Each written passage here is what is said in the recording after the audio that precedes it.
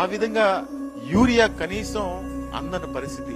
Urea 265 రూపాయలు ఉంటే ఈరోజు బ్లాక్ మార్కెటింగ్ లో దాదాపుగా 300 రూపాయలు 320 రూపాయలు బ్లాక్ మార్కెటింగ్ లో వసూలు చేస్తా ఉన్నారు. పైగా ప్రైవేట్ షాపులకు వెళ్తే అధికారుల యొక్క పర్యవేక్షణ లేదు. ప్రైవేట్ షాపులకు వెళ్తే అక్కడ మీరు యూరియా కొనాలంటే, మీకు యూరియా ఇవ్వాలంటే 2000 రూపాయలు సరుకు, అంటే ఏదో గుళికలు గాని జింకు గాని ఇవన్నీ కూడా కొనాలి అని చెప్పి కండిషన్లు పెడతా ఉన్నారు. దీని మీద కూడా అధికారుల పర్యవేక్షణ గాని, ఎక్కడన్నా వ్యవసాయ శాఖ మంత్రి గారు దీని గురించి పర్యవేక్షించడం గాని ఎక్కడ కూడా లేదు. అంటే దాదాపుగా ఈ సమస్య ఈ రాష్ట్రంలో 2 నెలల నుంచి జరుగుతా ఉంది.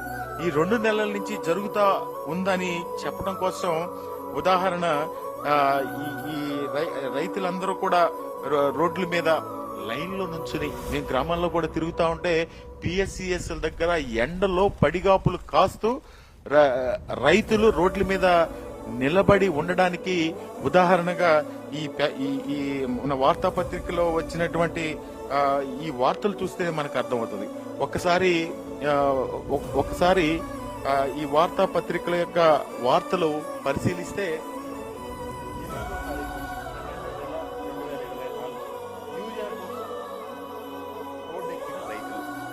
యూరియా కోసం రోడ్డెక్కిన రైతులు నెక్స్ట్ చూపించండి. అదేవిధంగా 23/3/2025 ఎరువులు లేవు, అంతా సమస్యలు జరిగాయి. అదేవిధంగా 31/5/2025 తారీఖు 31/5/2025 తారీఖున ఎరువులు ఇస్తామన్నారు, కానీ ఇచ్చే పరిస్థితులు ఎక్కడా కూడా లేవు.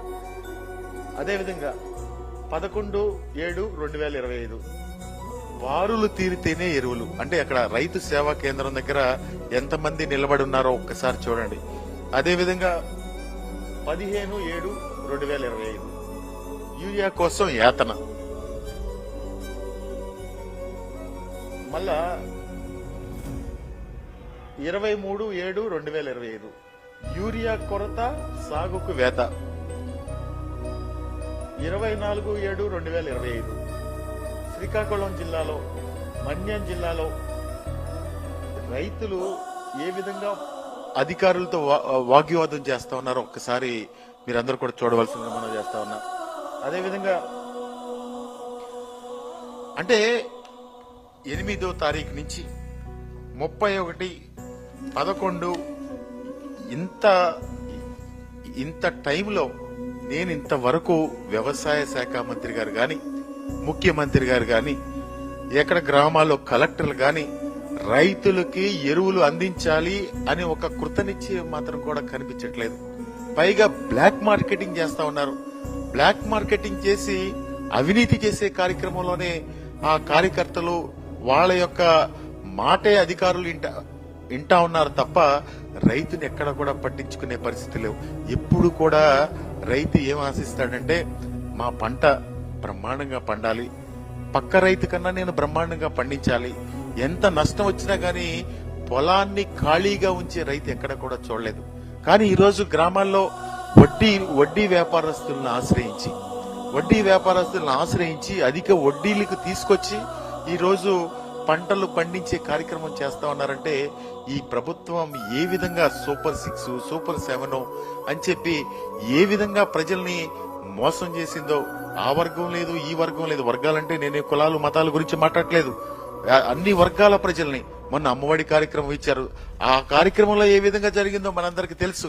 ఈ రోజు అన్నదాత సుఖీభవ కార్యక్రమాన్ని ఇచ్చి కౌలు రైతుల్ని మర్చిపోయారు. అంటే గ్రామాల్లో దాదాపుగా 90% భూములన్నీ కూడా కౌలు రైతులే వ్యవసాయం చేస్తారు.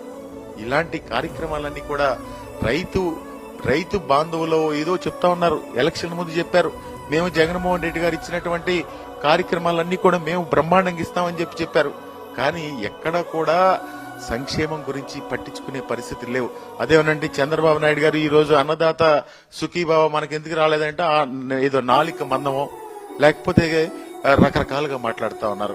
ఈ రోజు శాసనసభ్యులు గ్రామాల్లోకి వెళ్తా ఉన్నారు.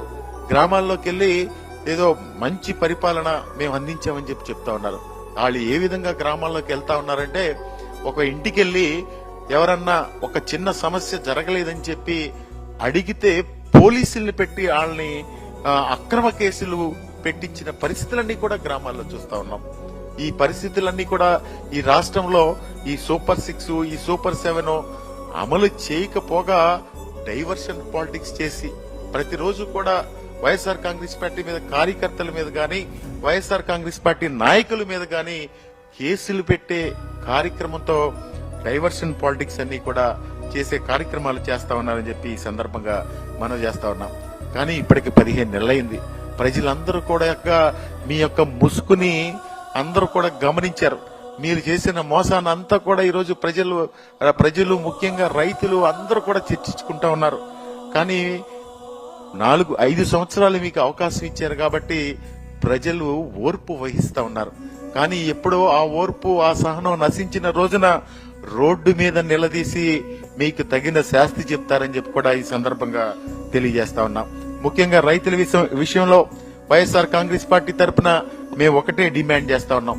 ఈ రోజు రాష్ట్ర వ్యాప్తంగా అన్ని కలెక్టర్ ఆఫీస్ లో మా వైఎస్ఆర్ కాంగ్రెస్ పార్టీ జిల్లా అధ్యక్షుల ఆధ్వర్యంలో ఈ రోజు అన్ని కలెక్టర్ల దగ్గరికి కూడా మెమరాండం ఇవ్వటం జరుగుతూ ఉంది.